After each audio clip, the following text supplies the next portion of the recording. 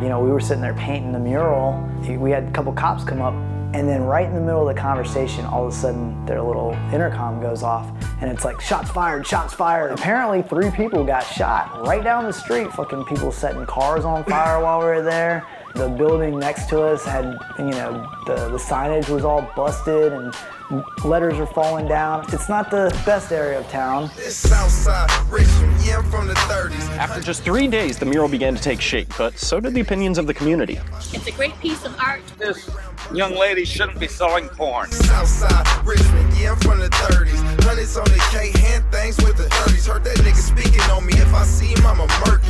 3-round burst, yeah, nigga face, yeah, I'm from the Southside. For a state with such a rich history of tolerance and open-mindedness, the outrage was surprising. The controversy had went viral. It was reported on news sites across the world, and locally on CBS 6. Thanks for joining us at 5:30. I'm Rob Desir. And I'm Julie Braggs. CBS 6 viewers told us this mural looks childlike, and they're upset because this cartoonish mural is being painted on an adult store, and they think it's going to attract children.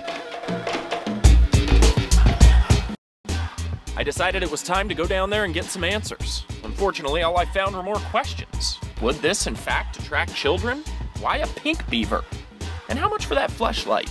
Well, we built the building and it ended up just this huge white concrete block and was very unattractive, and not unattractive, but just plain in an industrial area. So I wanted a mural on it. Started reaching out to people, including Jesse Smith. Miguel was coming up here from Puerto Rico to do a guest spot at the shop, and he was like, dude, I really want to paint a wall. Every time that I travel, I try to paint a wall anywhere that I go. So I asked him if he wanted to collaborate with me, or maybe he had a wall. Hit Allison up and asked her if she's still interested in a wall, and she was stoked. We talked on the phone, and he asked, you know, what I was looking for and what ideas I had, and I told him I loved his style. I was pretty open. The main thing that I wanted was I did not want to piss anybody off. I definitely didn't want anything lewd or just, you know, overtly sexual or in people's faces. You know, Miguel does a lot of women, I do a lot of animals, so we're trying to figure out ways of doing a collaboration where both of us could do what we did best and still kind of have them work together. So I had this idea of a girl kind of like laying on a pillow, kind of snuggling. And this one I had a beaver. Then another one here where she's kind of like laying on her back playing with a bunny. And the composition we ended up landing on was kind of the girl just sitting in the woods, you know, kind of feeding an animal, because I thought it would be good to have a tree stump over top of the windows and the doors. It would be a good, you know, good way to kind of like almost hide them. So we ended up doing that. I had a squirrel here on this particular sketch, but we did end up going with the beaver. And you know, the funny thing is we've been getting a lot of shit about the beaver being pink. I do actually enjoy doing pink characters, and my girlfriend is constantly trying to get me to make my stuff more cute and feminine and stuff like that. So I figured this was a good opportunity to kind of get her to help me out. So we ended up going with the pink just based off of the fact that my girlfriend thought it would be cute. Took a printout of the overall wall, and then, you know, this is actual size of the doors, the door and the 2 windows. And then I just tried to position the stump right around it. And then this is a nice purple, which really works out with this palette here, purple mailbox. And then of course we had the pink. So all these colors work real well. We have like we decided to go with the teals in the back. So I showed a couple of people around the shop, my beaver. You know, I work with some amazing artists here, and man, they had kind of all agreed on the fact that they felt like the beaver could be pushed a little bit further and kind of, you know, it didn't have the oomph that a lot of my other character design does. So I started kind of sketching over top of it, you know, and just seeing if I could get a different type of head on there that would, you know, be a little more cute and just not, this one looks kind of a little more evil, I guess. So this one I felt like looked a little more cute. And then I worked over top of that one a little bit more, and I ended up with this guy.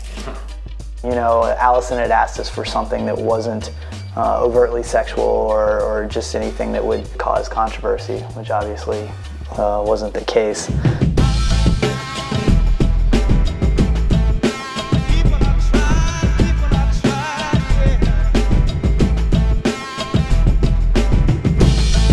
The heat was coming from all directions, but nothing could stop them from painting, until this guy. Jason and I were just sitting there, you know, bullshitting. Jason was actually about to take off, and he drove in and he came in. A lot of people had come by the mural and just Amazing. wanted to compliment us or just ask us questions about it. So I didn't think anything of it initially.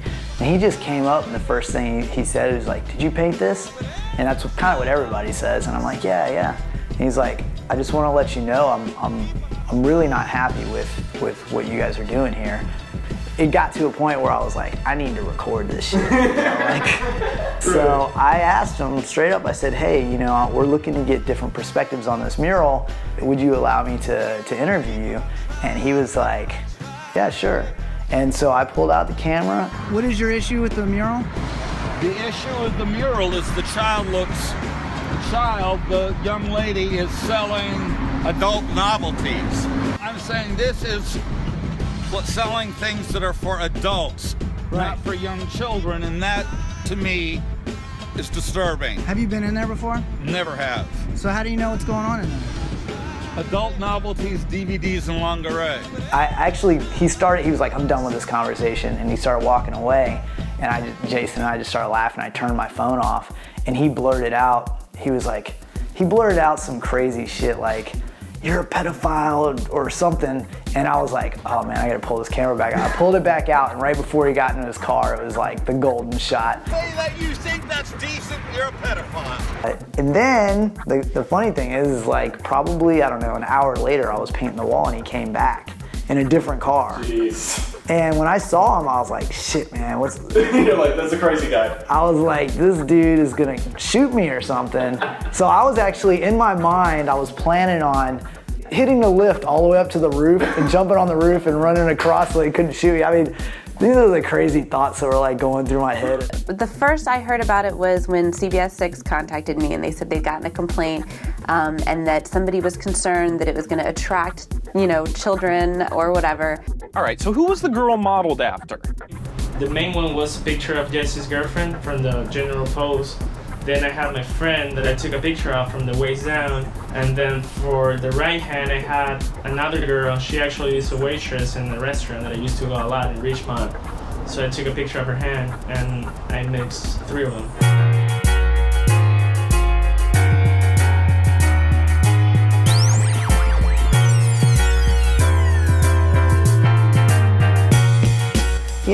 And we focus a lot on the negative stuff, but for every one person that had something shitty to say, there was 20 people that would come by and be like, "Oh, it's amazing, it's awesome."